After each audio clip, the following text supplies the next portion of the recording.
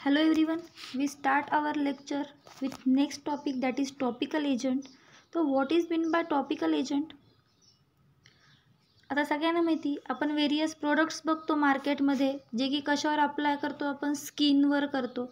Okay, मग ते स्किनवर apply करणारे प्रोडक्ट कोणते कोणते असतात? मग ते पावडर्स असतील, क्रीम्स असतील, ठीक आहे, सनस्क्रीम असतील, लोशन असतील. ठीक आहे, मग ते लोशनचा यूज कशासाठी करतो आपण? सिम्पली आपल्या स्किनला प्रोटेक्ट करण्यासाठी.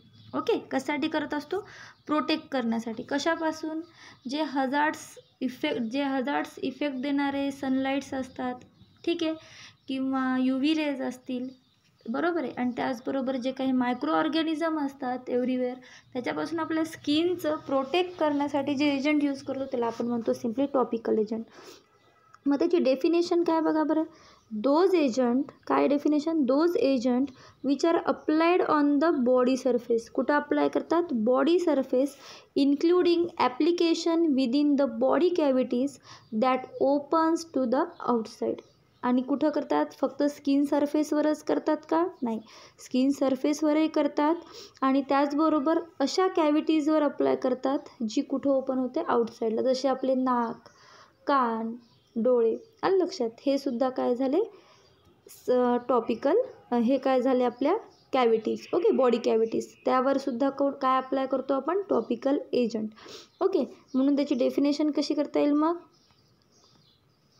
The agent which are applied on the body surface including application within the body cavities that open to the outside. Hence, this compound act locally on the skin and mucous membrane. Simply आपण काय सांगू शकतो? असे agent जे कशावर apply करतात?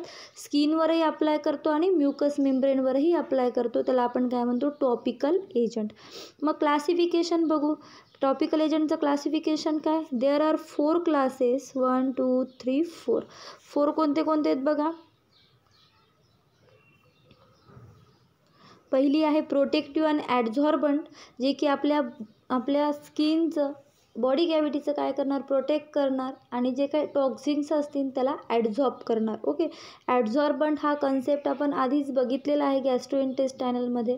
काय करतं? ॲडझॉर्ब करतो. ओके, तर आता बघू त्याचे एक्झाम्पल्स काय आहेत मग. Talc, titanium dioxide, calamine, silicon polymer, zinc oxide, हे सगळे काय आहेत? Protective and ॲडझॉर्बंट.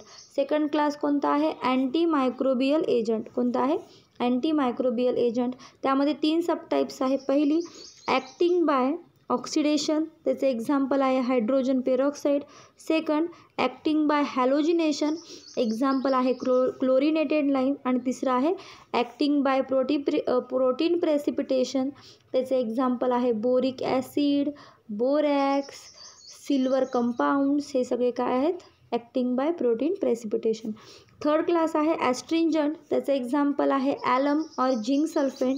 And last miscellaneous compound. Miscellaneous कंपाऊंडचं एक्झाम्पल आहे sulphur and its compound, that is precipitated sulphur and sublime sulphur. Okay, repeat करा. चला, क्लासिफिकेशन काय काय आहेत? डेफिनेशन आलं लक्षात? असे एजंट जे पर्टिक्युलरली कुठं अप्लाय करतो आपण? टॉपिकली, म्हणजे स्किन सरफेसवर, बॉडी सरफेसवर, आणि अशा बॉडी कॅव्हिटीजवर ज्या आउटसाईडला ओपन होतात त्याच्यावर अप्लाय करत असतील तर त्याला आपण काय म्हणतो? Topical agents. आलं लक्षात? मग काय मला सांगा बरं, मग क्लासिफिकेशन काय आहेत? किती क्लास आहेत त्याचे? मेन 4 क्लास आहेत. पहिला क्लास कोणता आहे? Protective and adsorbent. दुसरा आहे अँटी मायक्रोबियल एजंट. तिसरा आहे ॲस्ट्रिंजंट. आणि चौथा आहे मिसलेनियस कंपाऊंड. प्रोटेक्टिव्ह आणि ॲडझॉर्बंटचं एक्झाम्पल काय आहे? Talc, titanium dioxide, calamine. Anti microbial एजंटमध्ये 3 सबटाईप्स आहेत. पहिली कोणती आहे? ॲक्टिंग बाय ऑक्सिडेशन, एक्झाम्पल आहे hydrogen peroxide. Acting by halogenation, example आहे क्लोरिनेटेड लाईम. आणि तिसरं आहे ॲक्टिंग बाय प्रोटीन प्रेसिपिटेशन, त्याचे एक्झाम्पल आहे बोरिक ॲसिड, बोरॅक्स. आणि थर्ड क्लास आहे ॲस्ट्रिंजंट, त्याचं एक्झाम्पल आहे ॲलम, झिंक सल्फेट. ॲलम म्हणजे आपली सिम्पली तुरटी, माहिती ना सगळ्यांना ते, आणि झिंक सल्फेट. आणि चौथा क्लास कोणता आहे? मिसलेनियस कंपाऊंड, त्याचे एक्झाम्पल आहे sulphur and its compound like precipitated sulphur and sublime sulphur. हे झालं टॉपिकल एजंट आणि त्याचं क्लासिफिकेशन. मग मला सांगा बरं त्याची ॲक्शन कशानुसार देणार मग टॉपिकल एजंट? एकतर ते प्रोटेक्ट करतील, ॲड्झॉर्ब करतील टॉक्झिनला, ॲस्ट्रिंजंट इफेक्ट दाखवतील, अँटीमायक्रोबियल इफेक्ट दाखवतील आणि इमोलियंट ॲक्शनसुद्धा दाखवतील. आलं लक्षात? To the site of that application. आता मला सांगा मग टॉपिकल प्रिपरेशन्स काय असतील किंवा टॉपिकल. आता पहिला क्लास बघू आपण प्रोटेक्टिव्ह आणि ॲड्झॉर्बंट. ठीक आहे. मग प्रोटेक्टिव्ह आणि ॲड्झॉर्बंट किंवा हे टॉपिकल एजंट जे आपण टॉपिकली प्रिपेअर करतो त्याचे प्रिपरेशन फॉर्ममध्ये यूज करतो त्याला आपण काय म्हणतो? Topical preparations. आलं लक्षात? काय म्हणतो? Topical preparations. डेफिनेशन काय असणार मग? Preparations which are used topically. काय आहे next point? Topical preparations which are used topically are called as topical preparation. त्याला आपण काय म्हणतो? Topical preparation. ठीक आहे. मग ते प्रिपरेशन्स काय असणार मग? Topical preparation which are used topically are called topical preparation. आणि मग ते टॉपिकल प्रिपरेशन कोणते कोणते असतात बघा बरं. These are powder, ointment, cream, paste, lotions, nose and ear drops, spray. हे सगळे काय आहेत आपले? Topical preparations. काय आहेत? Topical preparation. मग बघा this preparation are used in the skin disorder. मग आता हे जे प्रिपरेशन आहेत आपले टॉपिकल एजंट आहे ते कशासाठी यूज करतो आपण? वेगवेगळ्या प्रकारच्या स्किन डिसऑर्डर्समध्ये. ठीक आहे. एकतर नंतर त्याचबरोबर त्या स्किन डिसऑर्डर कोणते कोणते असतात? एक तर इन्फ्लामेशन, इरिथ्रेमा, स्किन रेडिश पडत असेल तर अर्टिकॅरिया, स्किनवर इचिंग होत असेल आणि रेड पॅचेस येत असतील. त्याचबरोबर प्युरिटीज म्हणजे फोडं होत असेल.